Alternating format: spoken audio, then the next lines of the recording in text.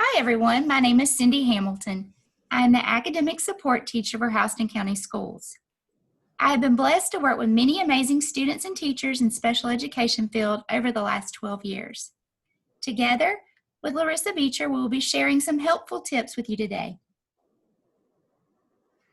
Hey everyone, my name is Larissa Beecher and I am the Access GAA support teacher with Houston County Schools. I have been working in the field of special education for 14 years. During this presentation, Cindy and I are going to share some tips and supports for digital learning, English language arts, and reading. We hope you find this information helpful. Our contact info will be given at the end of this presentation.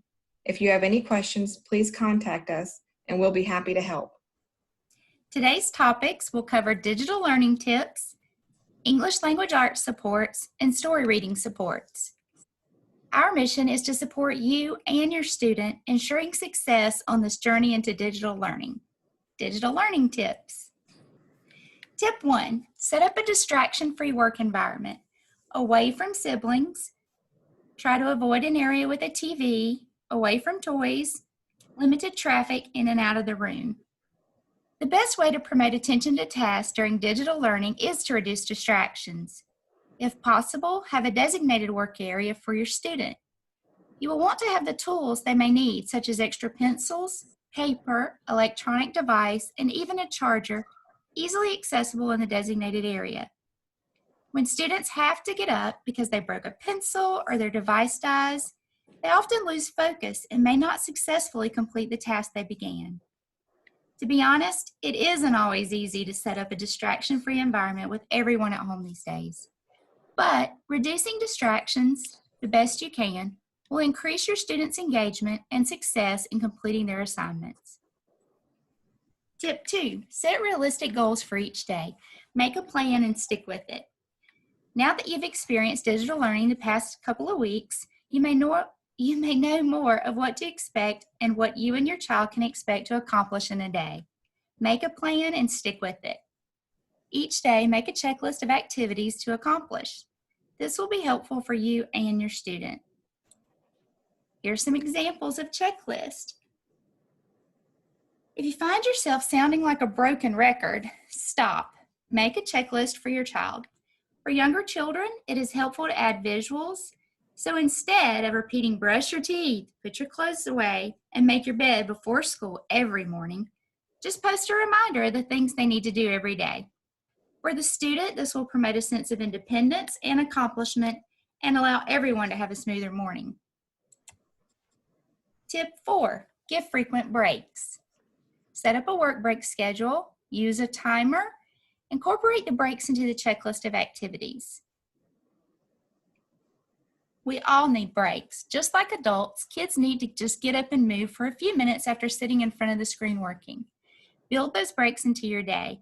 Breaks will actually improve alertness, productivity, and reduce stress.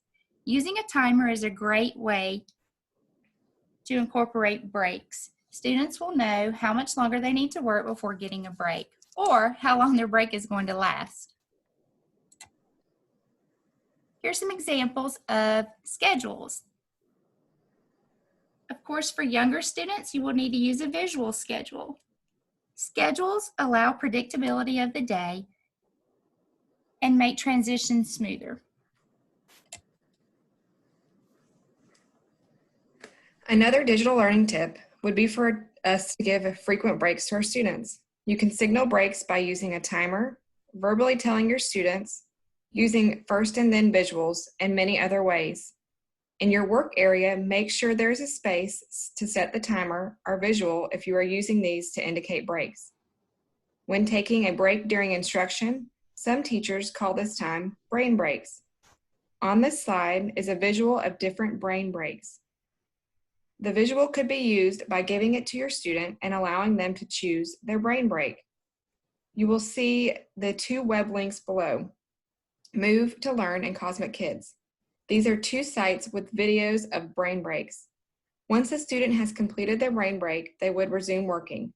The amount of breaks a student requires is based on the student and their needs. Some students may require several breaks while working on one task, while others may not need a break at all. Do what is best for your student.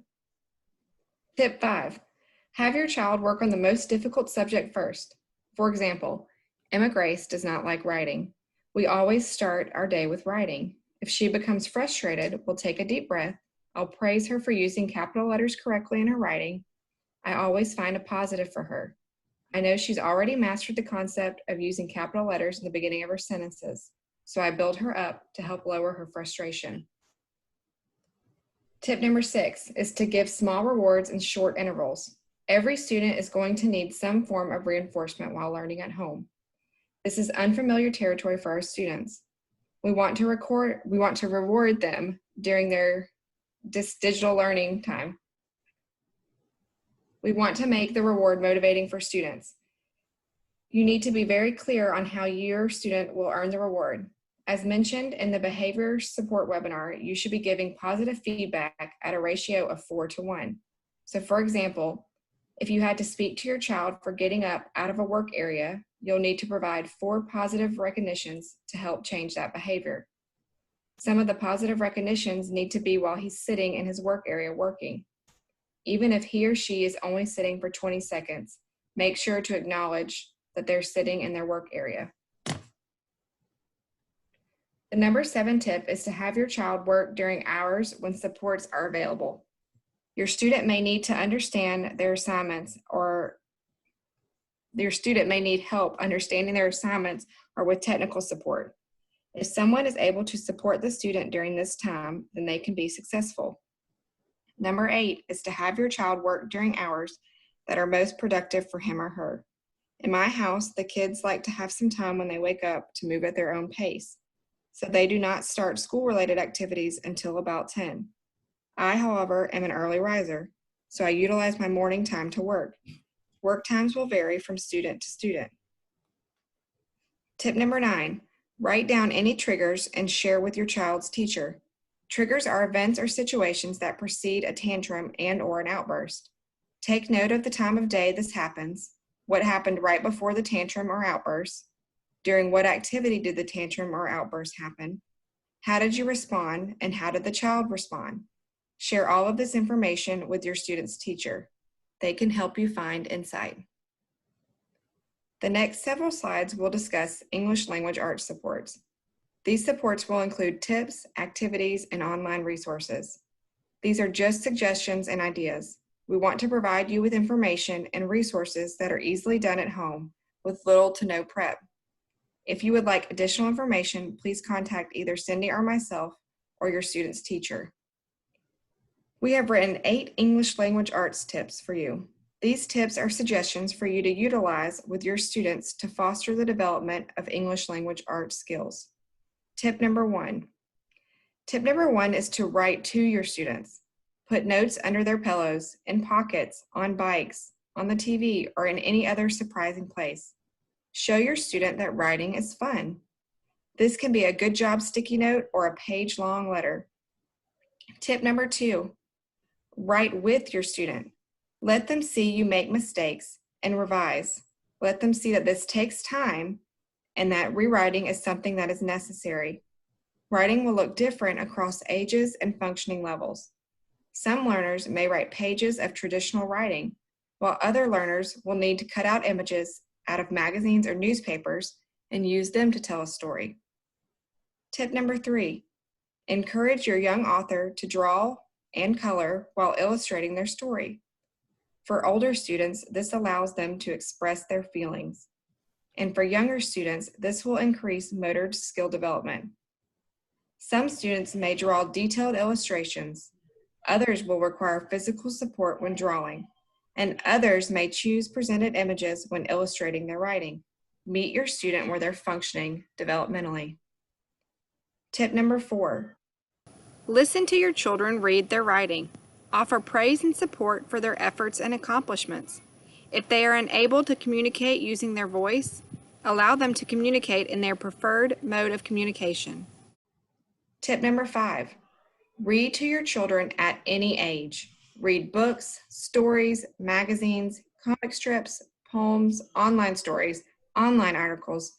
There are so many things you can read to your children. Encourage your student to read themselves. The more children are exposed to other people's writing, the more background they'll have of their own.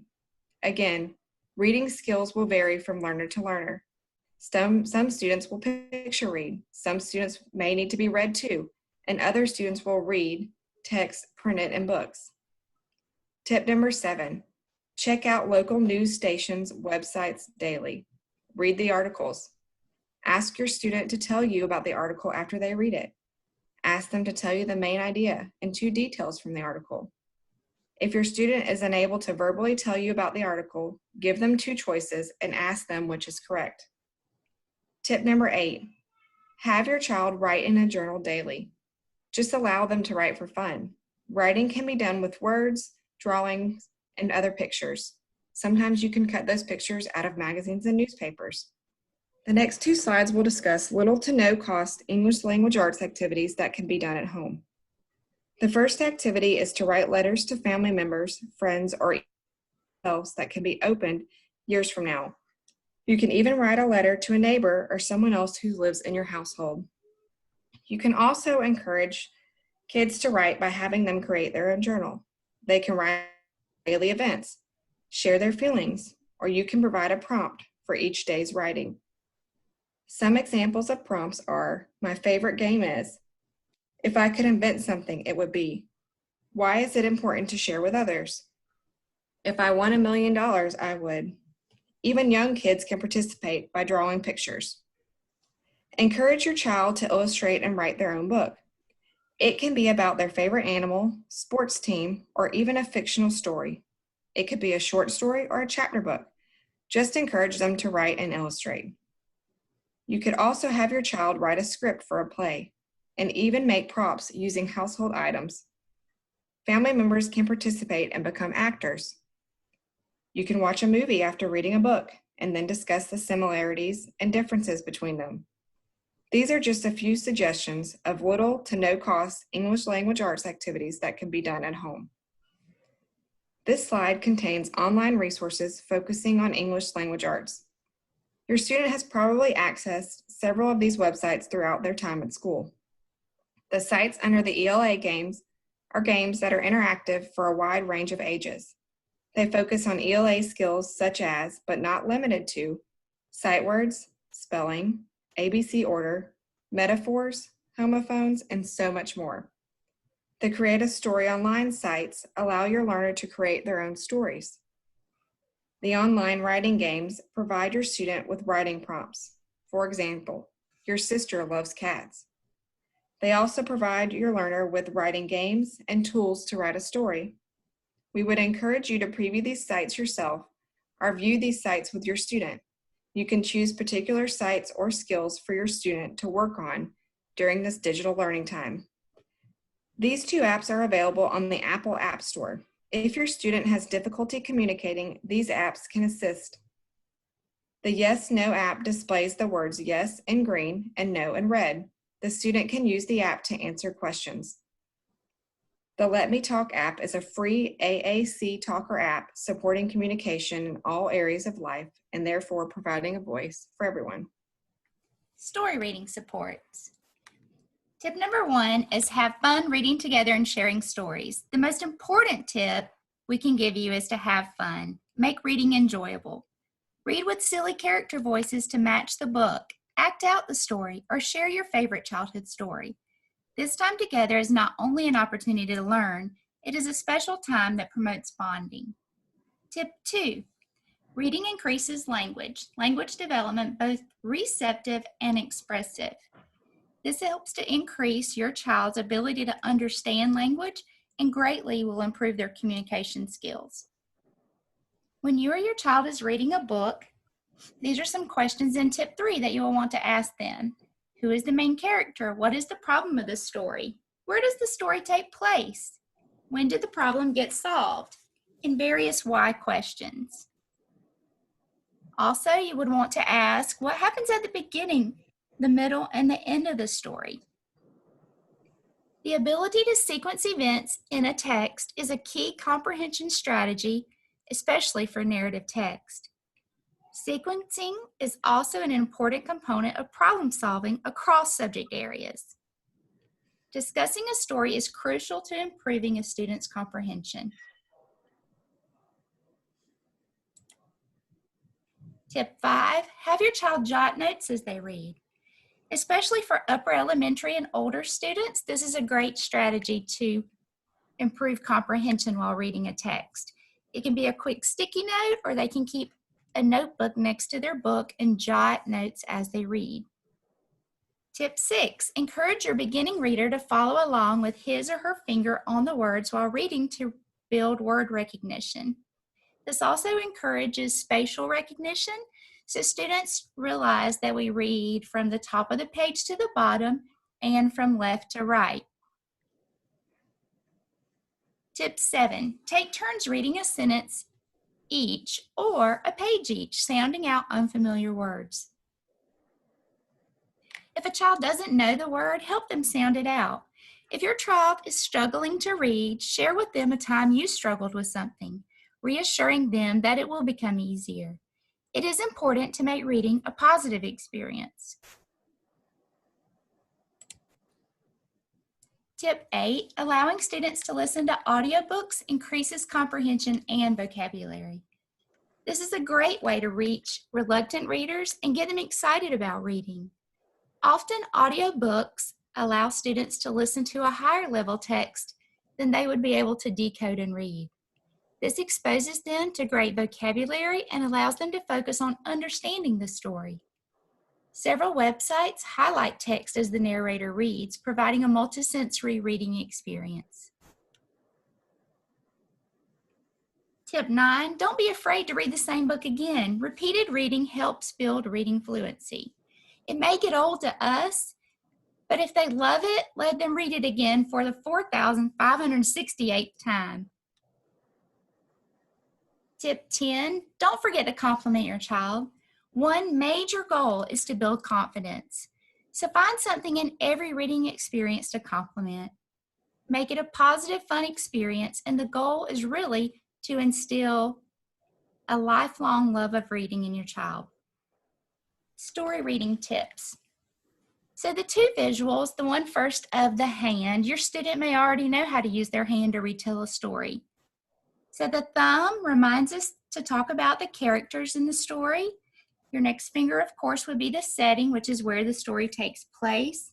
And then you would want to ask them about the problem in the story, events leading up to the solution, and how that problem was solved. The heart and the palm of the hand reminds us to make connections to the story. So have you ever experienced something similar maybe to the main character in the story? Or how does this text make you feel? How do you think the character felt? This is just an easy way to remember the elements of a good story retell. The next visual reading is thinking. Some of these work better for older students, but the visualize is one that we can all use. It's a great comprehension strategy. So as you're reading to your child, stop and ask them to create pictures in their mind or to tell you what they see as you read. Also, predicting. Stop and predict what will happen next in the story. These are all great strategies to improve comprehension while reading. Listed here are some story reading activities that can easily be implemented into your day. All these will help your student develop a love of reading and hopefully become lifelong learners. Story reading online resources, we included some audible text supports. So Rivet is a great website or app for kids, and it does highlight the text as it reads the story aloud to them. There's also other great resources listed that you would want to use. When it becomes too much, and sometimes it does for all of us, your child may be frustrated or tired, it's okay to take a break. Utilize a calming strategy. So in the poster, you will see several different ways that students can learn to self-calm. They might want to breathe deeply, or go get a sip of water, or draw a picture. anything to give their brain a break and overcome their frustration. Or you might want to use some of the following calming strategies. Taking a walk, counting to 10, close their eyes, listen to music. All these will help your student self-calm and finish their day. Next Monday, May 4th, we will be releasing a recording that focuses on math support. We hope that you will find the recording helpful. It will be posted on the HCBE Special Education e-resource page. If you have any questions or need support, our contact information is listed on the slide. You can email Cindy at cindy.hamilton@hcbe.net or myself at larissa.beecher@hcbe.net. We know that you are working tirelessly at home to support the digital learning, and we appreciate everything you are doing for your student or students. Thank you for listening.